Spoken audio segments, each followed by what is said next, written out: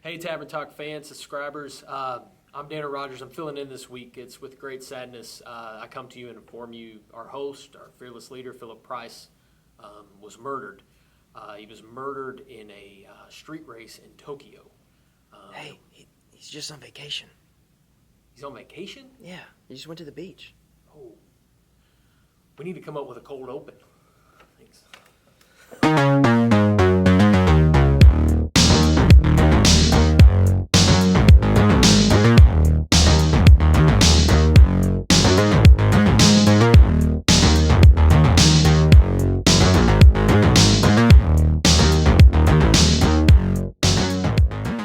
Welcome to Tavern Talk. I'm your host this week, Dana Rogers, with Keith Garlington. We're filling in for Philip Price, who's out of town this week, and we saw Fast 9.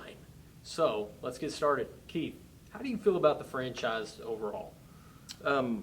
It's funny because I think we talked about it a little bit before.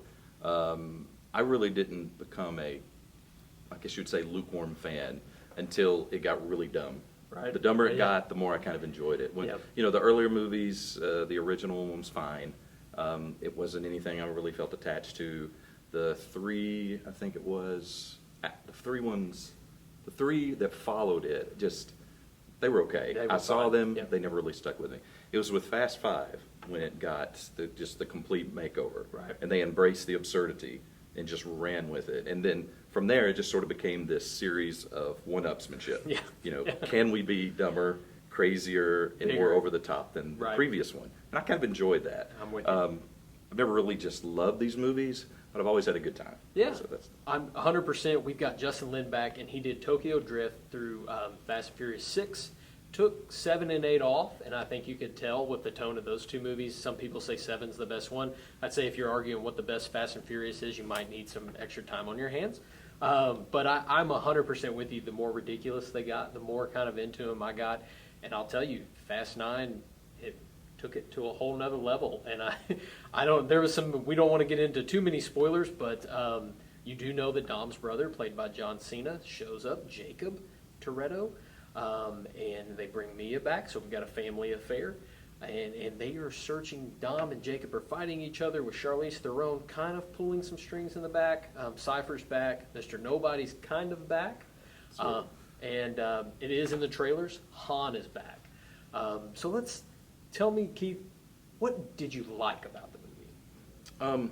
I think when it comes down to what I like, it's pretty much the same with every one of these. Mm-hmm. I like that they, make no apologies for what they are. They don't 100%. pretend to be anything other than just this bombastic, just sort of loud Hollywood popcorn entertainment. Yeah. That's exactly what they want to be. And they really, honestly, try to go further and further each movie. This one does all of that.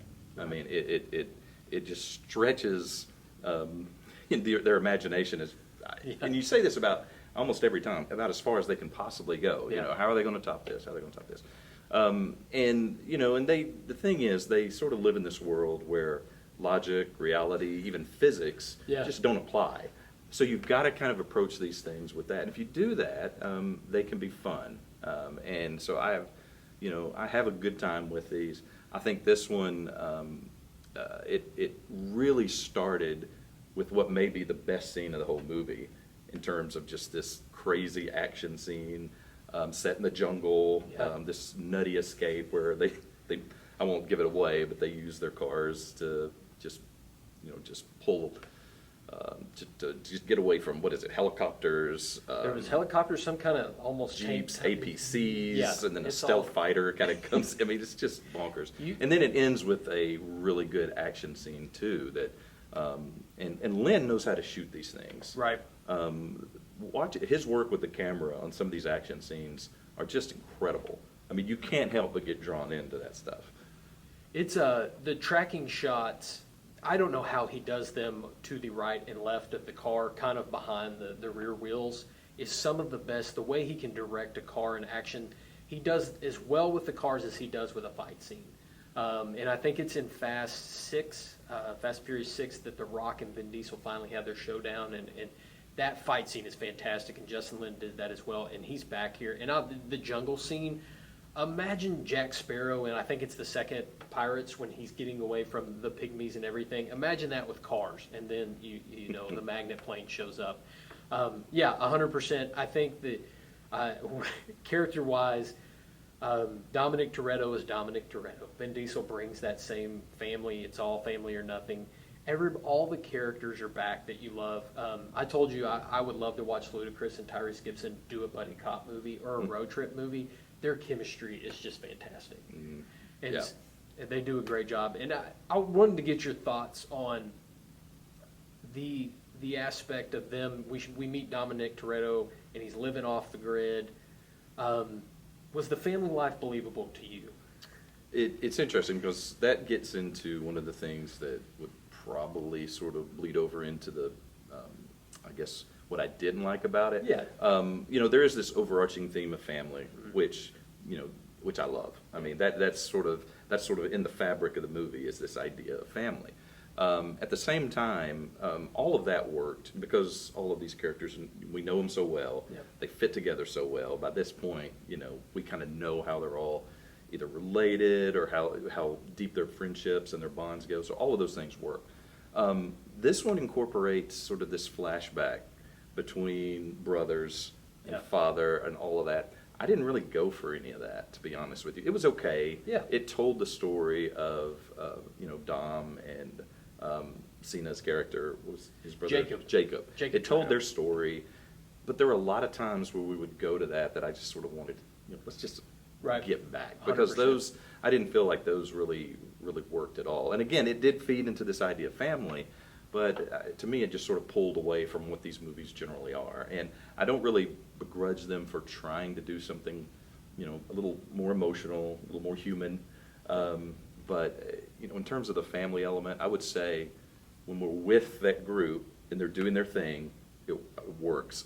When we go to those flashbacks, it sort of pulled me out of the movie, and I'm with you. I was actually kind of bored during a lot of that. And there's quite a bit of it, too. Yes, and it's crazy to say that you're bored during a Fast and Furious movie, but you're spot on. I thought we could have used more scenes where they're sitting around a table devising their plans. Tyrese and Ludacris are just throwing insults back and forth. That is, Yeah, and there's really little of that. Yes. There's not a whole lot of, there's like, hey, let's do this, we're gone. Yeah. And the flashback at the beginning, really neat. When you check this movie out, they use the 1989 version. It's about the same Universal. When you're in it, it's not an old Universal movie. The old logo pops up. But the flashbacks did pull you out. There's a flashback towards the end with Dom, and he's in this out-of-body experience. That one really took me out. Yeah, it's a little awkward. That was a little awkward. CGI gets wonky, too, and there's some fading in and out of different characters. I do think the characters that played young Jacob and young Dom, given with what they were, they did a good job. Yeah, they were fine. I just think it ultimately was just that material.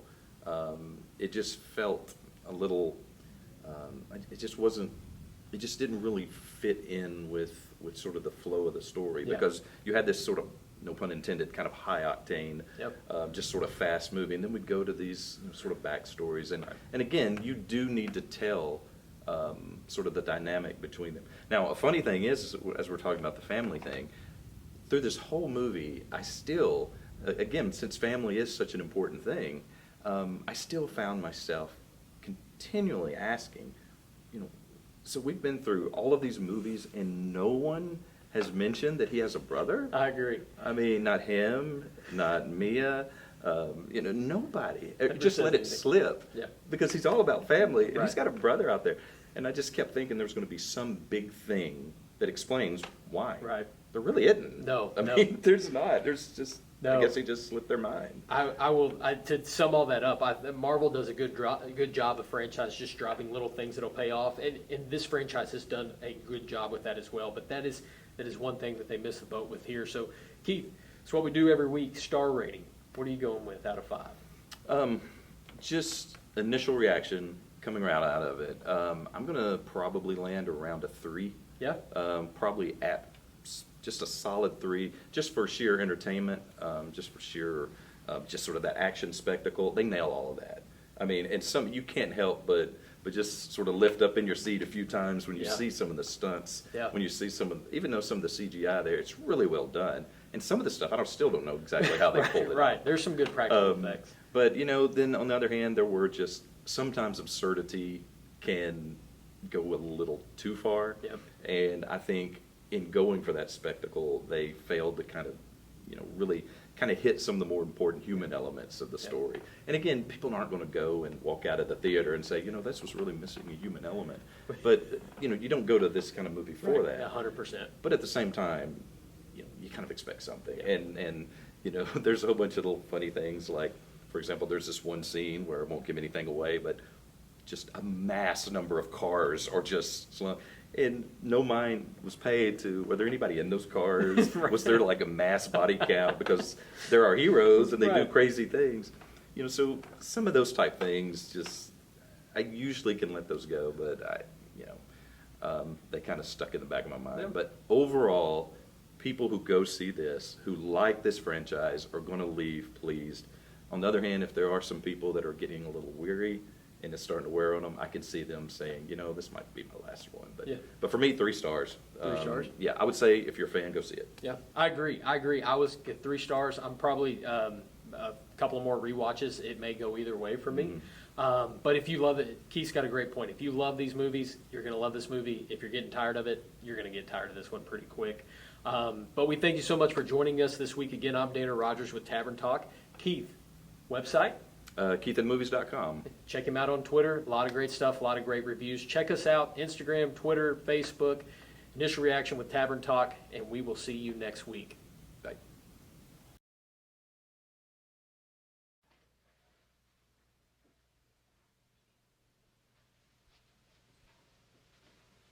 You're still here?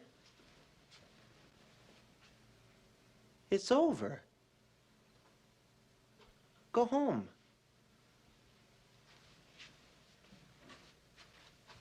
Go.